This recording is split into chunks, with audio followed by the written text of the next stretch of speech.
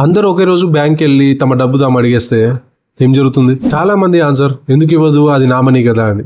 But actually banking system అలా work అవ్వదు. ఒక కస్టమర్ డిపాజిట్ చేసిన డబ్బులు మొత్తం బ్యాంక్లో ఐడియల్గా లాకర్లో ఉంచారు. ఆ మనీలో కొంత డైలీ విత్డ్రాల్స్ కోసం లిక్విడిటీగా మెయింటైన్ చేస్తుంటారు, ఇంకొంత గవర్నమెంట్ సెక్యూరిటీస్ లాంటి హై లిక్విడ్ అసెట్స్ లో ఉంటుంది, ఇంకొంత amount home loans, personal loans, credit cards ఈ విధానంగా ఉంటుంది. ఇప్పుడు ఇమాజిన్ చేయండి, అన్ఎక్స్పెక్టెడ్ గా అందరూ ఒకేసారి మనీ అడిగితే ఫస్ట్ థింగ్ బ్యాంక్ దగ్గర ఉన్న అవైలబుల్ క్యాష్ ని బ్యాంక్ యూజ్ చేస్తుంది. సెకండ్లీ అడిషనల్ లిక్విడిటీని అరేంజ్ చేయడానికి ట్రై చేస్తుంది. ఎలా అంటే గవర్నమెంట్ సెక్యూరిటీస్ ని యూజ్ చేసుకొని ఫండ్స్ రేజ్ చేయవచ్చు. ఇంకో మెథడ్ వేరే బ్యాంక్స్ నుంచి షార్ట్ బారోయింగ్ అనేది చేసుకోవచ్చు. అవసరం అయితే ఆర్బీఐ లిక్విడిటీ ఫెసిలిటీస్ ని యాక్సెస్ చేయొచ్చు. ఇప్పుడు ఫర్ సపోజ్ అది కూడా సరిపోకపోతే ఇక్కడ ఆర్బీఐ రోల్ స్టార్ట్ అవుతుంది. ముందు జరిగే సిచ్యువేషన్ ని అబ్జర్వ్ చేస్తుంది.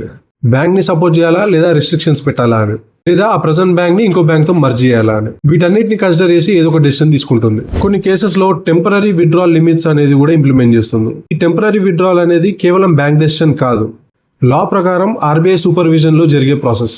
ఎందుకంటే ఆర్బీఐ కూడా ఇక్కడ పర్టికులర్ గా ఒక్క బ్యాంక్ ని కాదు, టోటల్ బ్యాంకింగ్ సిస్టమ్ ని ప్రొటెక్ట్ చేయాలి. అది దాని యొక్క డ్యూటీ. అందుకే బ్యాంకింగ్ సిస్టమ్ అనేది కేవలం క్యాష్ మీద కాదు, కంటిన్యూస్ క్యాష్ ఫ్లో మీద నడుస్తుంది. ప్రతిరోజు కొంతమంది డిపాజిట్ చేస్తారు, కొంతమంది విత్డ్రా చేస్తారు, పాత లోన్స్ కొన్ని రీపే అవుతాయి, కొత్త లోన్స్ కొన్ని ఇవ్వడం జరుగుతుంది. ఈ సైకిల్ అనేది కంటిన్యూ అవుతుంది. కాబట్టి ప్రతి ఒక్కడు ఒకే సెకండ్ లో మనీ అడిగితే అది బ్యాంకింగ్ సిస్టమ్ లో ద బిగ్గెస్ట్ రిస్క్. దాన్నే బ్యాంక్ రన్ అంటారు.